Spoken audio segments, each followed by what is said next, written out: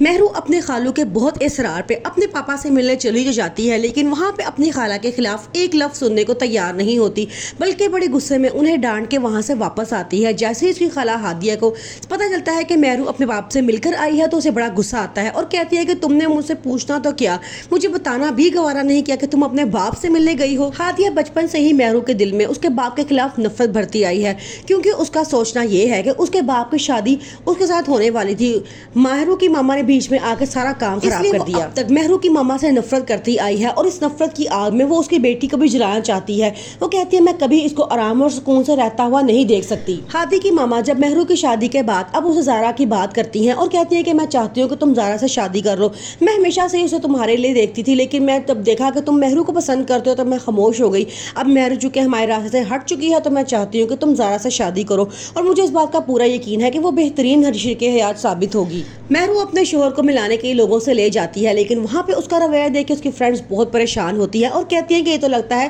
جیسے پاگل انسان ہو۔ اب مہرو کو بہت شرمندگی ہوتی ہے، وہ گھر آ کے زین سے بہت لڑتی ہے اور کہتی ہے کہ تمہیں وہاں پہ بہترین رویہ رکھنا چاہیے تھا، تم اس قابل ہی نہیں ہو کہ تمہیں کہیں پہ لے کے جایا جا سکے۔ میری دوستوں نے میرا بڑا مذاق اڑایا ہے اور وہ ہنسی ہیں کہ میں نے کس طرح کے انسان سے شادی کر لی ہے۔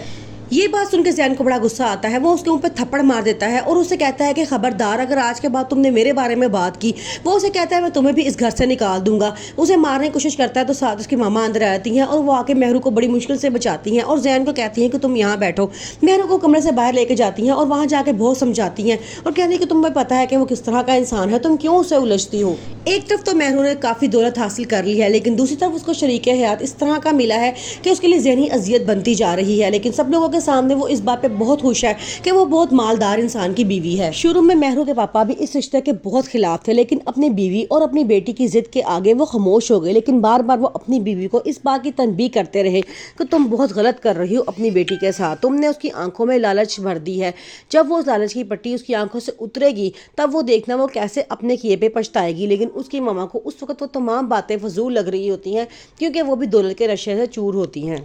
ہادی کی ماما چونکہ مہرو کو نہیں پسند کرتی تھی، کیونکہ وہ جانتی تھی کہ مہرو ایک امیچور سی لڑکی ہے، اسے صرف پیسہ دولت پسند ہے۔ وہ زارا کو پسند کرتی تھی کیونکہ زارا ایک خاندانی لڑکی گھر کو سنبھالنے والی ہے اور ان کی خواہش تھی کہ زارا کی ہی شادی ہادی سے ہو۔ لیکن اب جب انہوں نے دیکھا کہ مہرو شادی کر کے وہاں سے جا چکی ہے، اس لیے اب انہوں نے ہادی کے سامنے زارا کی آپشن رکھی ہے اور کہا ہے کہ تم اس سے شادی کر لو۔